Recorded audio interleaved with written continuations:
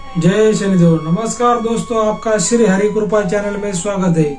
आज का हमारा विषय है शनिदेव का चमत्कार। शनिदेव का चमत्कार, हम इसके बारे में आज विश्लेषण करने वाले, चर्चा करने वाले, आपको जानकारी देने वाले। अगर आपने पहले चैनल को सब्सक्राइब नहीं किया तो पहले चैनल को सब्सक्राइब जरूर करिए, बेल आइकन को दबाइए, लाइक करिए, शेयर करिए, तभी दोस्तों आप ये बातें जान पाओगे। और जो आज का हमारा विषय, हमारा वीडियो आपके लिए, आपके सुख शांति के लिए, आपके बच्चे के, आपके पत्नी के, आपके पति के, आपके माता पिता हो, आपके भाई बहन, उनके सुख शांति के लिए तो दोस्तों ये आज का मैं वीडियो बना रहा हूँ। और शनिदेव भगवान का वीडियो अगर आपने आप देख रहे हैं तो इसको आप डिलीट ना कीजिए, आप इसको पूरा देखिए, इसको स्किप ना कीजिए, क्योंकि ये वीडियो से दोस्तों आपका बहुत फायदा होने वाला है।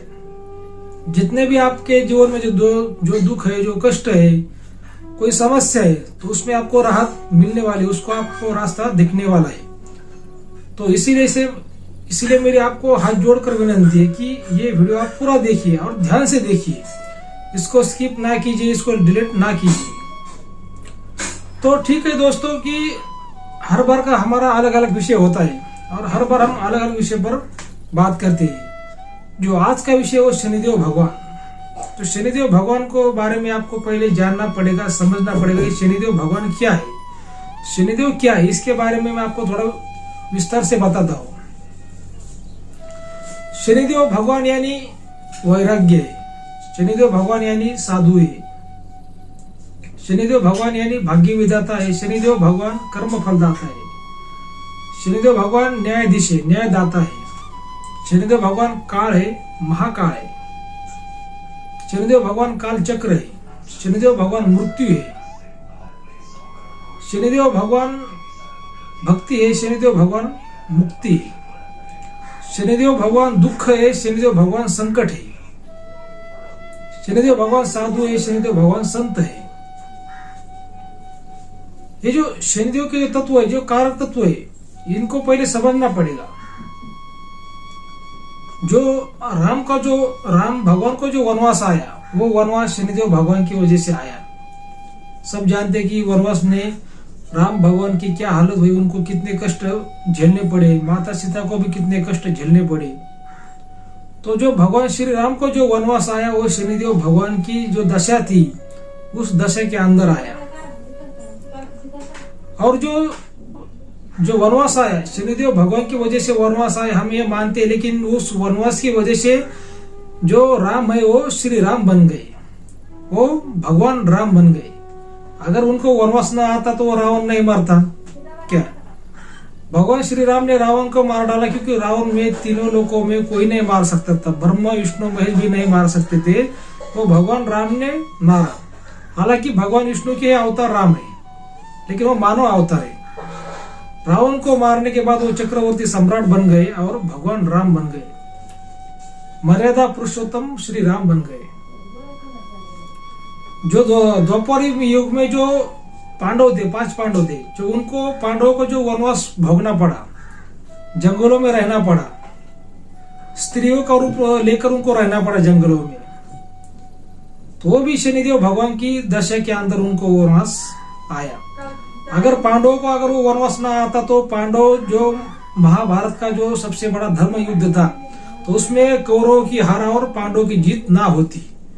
उस वनवास के अंदर पांडवों ने बहुत से तपस्या की, बहुत से जब तप व्रत किए। भगवान अर्जुन ने भगवान शिव का अस्त्र प्राप्त किया। वैसे जो पांडव थे उन्होंने अलग अलग भगवानों की जो भक्ति करके जब तप व्रत किए, उन्होंने बहुत से वो अस्त्र शस्त्र उन्होंने प्राप्त कर लिए। उसके वजह से वो जो महाभारत में जो बड़े बड़े योद्धा थे, जो कौरवों की तरफ से जो लड़ रहे थे, कुछ साधु संत भी थे उसमें, कुछ ऋषि मुनि भी थे, उनको पांडवों ने हरा दिया, मार दिया। अगर भगवान की उनको शनिदेव भगवान की अगर उनको ये पांडवों का दशा न आती तो वो महाभारत को जीतना हो फिर उनको कठिनाई हो जाती। मतलब एक तरफ से शनिदेव भगवान कठिनाई देते हैं, दुख देते हैं, संकट देते हैं, लेकिन वो अच्छे के लिए भी देते हैं। वो किसी को अगर रंग बनाते तो रंग से राजा भी बनाते हैं, किसी को अगर वो गरीब बनाते तो गरीब से अमीर भी वो बनाते हैं, क्योंकि शनिदेव भगवान न्यायाधीश है, न्यायदाता है। जैसे हमारे देश में सबसे बड़ा जो कानूनी जो कोर्ट है वो सुप्रीम कोर्ट है। और सुप्रीम कोर्ट का जो फैसला होता है वो अंतिम होता है, उसके जो कारक है वो शनिदेव भगवान है। न्यायपालिका के कारक जो शनिदेव भगवान है। शनिदेव भगवान न्यायाधीश है, न्यायदाता है, कर्म के अनुसार फल करते हैं, चाहे उनका वो अपना हो, चाहे उनका वो पराया हो, चाहे उनका वो भक्त हो, चाहे उनके परिवार का हो, कोई भी हो, उनको कुछ लेना देना, कर्म के अनुसार वो फल देते हैं। हालांकि जिसके कर्म अच्छे है उसको वो दुख भी देते हैं, लेकिन उनको राजा भी बनाते हैं, उनको महान भी बनाते हैं।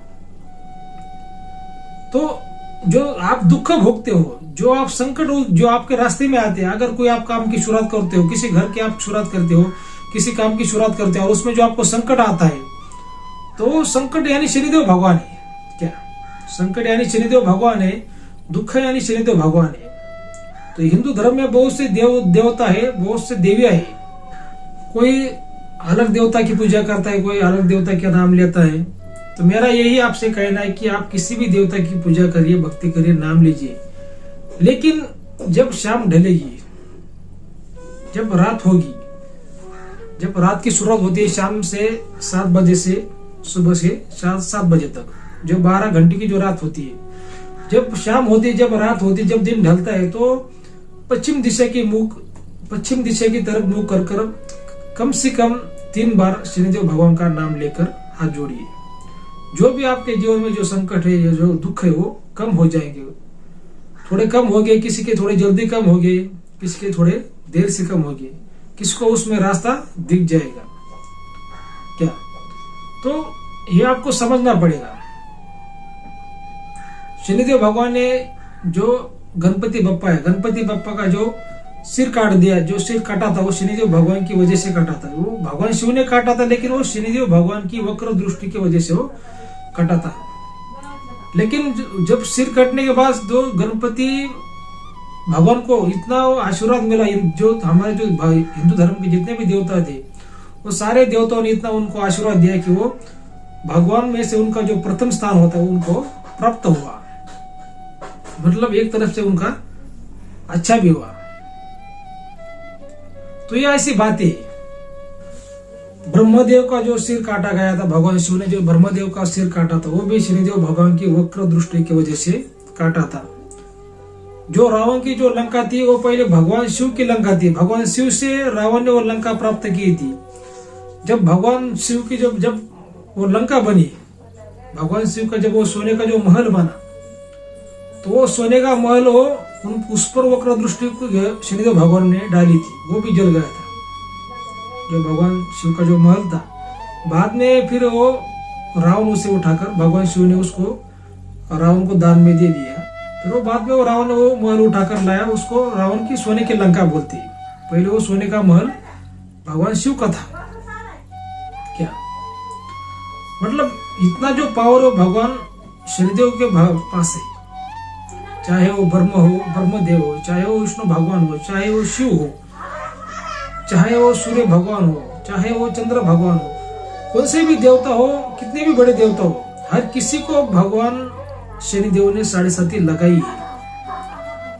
हर किसी का भी, कोई वो मानव हो, दानव हो, देवता हो, हर एक का शनिदेव भगवान ने कर्म के अनुसार उनको फल दिया है, वो अच्छा हो या बुरा हो। इसलिए शनिदेव भगवान वो न्यायदाता है, कर्म फलदाता है, न्यायाधीश है। अगर आप अच्छा काम करते तो आपको अच्छा भी फल देते। क्या और जो भी जितने भी उनके जो भक्त है, वो कभी भक्त का बुरा नहीं करते। ठीक है, कैसा है ना कि अगर जो पत्थर है, पत्थर को अगर मूर्ति में अगर तब्दील होना है, अगर पत्थर की अगर मूर्ति बनानी है हमको, तो उस पत्थर को हमें तरसना पड़ेगा ना। उसको तरसने के बाद ही वो पत्थर की मूर्ति बनेगी। बाद में हर कोई आएगा और उस मूर्ति को हाथ जोड़ेगा। ऐसे तो कोई पत्थर को हाथ जोड़ता नहीं ना। ऐसे तो फिर लोग पत्थर पर पाँव देकर चले जाएंगे, लेकिन जब उसको तरसा जाएगा, उसकी मूर्ति बनेगी, तब उसको लोग हाथ जोड़ते हैं। वही जो शनिदेव भगवान के जो भक्त है, जो अच्छे कर्म करने वाले जो लोग है, माँ की भगवान उनको शनिदेव भगवान उनको कष्ट देते, उनको संकट देते, लेकिन उनको तरसते और एक अच्छी उनको एक मूर्त बनाते कि उनका मान सम्मान बढ़े, उनकी समाज में ख्याति बढ़े, उनकी प्राप्ति बढ़े, उनको सुख मिले, उनको धन मिले, उनको शांति मिले। लेकिन उनकी लीला, शनिदेव भगवान की लीला कोई समझ नहीं पाता। चाहे वो ब्रह्मदेव हो, चाहे वो विष्णु भगवान हो, चाहे वो भोलेनाथ हो, उनकी लीला कोई भी नहीं समझ पाता। उनकी जो लीला है, उनकी जो काम करने की, जो उनका जो रास्ता है काम करने का, वो सबसे अलग है। सारे देवताओं से उनका रास्ता अलग है। उनका कोई भी रास्ता नहीं समझ सकता, उनकी लीला कोई भी नहीं समझ सकता। चाहे आपका कौन सा भी संकट हो, चाहे आपके घर में कोई भूत बाधा हो, प्रेत बाधा हो, करनी बाधा हो, कुछ भी हो, अगर शनिदेव भगवान का आप नाम लेते हैं, शाम को दिन ढलने के बाद अगर पश्चिम दिशा की तरफ मुंह कर आप 3 बार शनिदेव भगवान का नाम लेते हैं भक्ति भाव से, और आप अच्छा काम करते, तो सारे भूत बाधा, करने बाधा आपके घर से, आपके शरीर से, आपके बॉडी से वो भाग जाएगी। चाहे वो आपके घर में हो, चाहे आपके बच्चे में हो, चाहे आपके पत्नी में हो, किसी को भी घर में हो, प्रेत बाधा, भूत बाधा, करनी बाधा, कोई हो। क्योंकि जो शनिदेव भगवान हो, जितने देवताओं के देव है, उतने वो राक्षसों के भी वो देव है। शनिदेव कितना भी बड़ा राक्षस हो, कितना भी बड़ा करनी बाधा हो, कितना भी बड़ा भूत हो, कितना भी बड़ा पिशाच हो, क्योंकि शनिदेव भगवान काल है क्या, उनके आगे कोई भी राक्षस बड़ा नहीं, उनके आगे कोई भी दैत्य बड़ा नहीं, उनके आगे कोई भी करनी बड़ी नहीं, उनके आगे कोई भी भूत बड़ा नहीं, उनके आगे कोई भी पिशाच बड़ा नहीं। तो इसी वजह से हमारा आपसे यही कहना है कि चाहे आप किसी भी भगवान की पूजा करिए, चाहे आप किसी भी भगवान का नाम लीजिए, लेकिन दिन ढलने के बाद, शाम ढलने के बाद 3 बार कम से कम शनिदेव भगवान का आप नाम लीजिए। आपके जो दुख है वो बहुत से कम हो जाएगी। आपको उसमें रास्ता आपको दिख जाएगा, उसमें आपको रास्ता, उस संकट में आपको रास्ता मिल जाएगा। तो ठीक है, आपको ये वीडियो कैसा लगा? अगर अच्छा लगा तो हमारे चैनल को सब्सक्राइब जरूर करिए दोस्तों। धन्यवाद।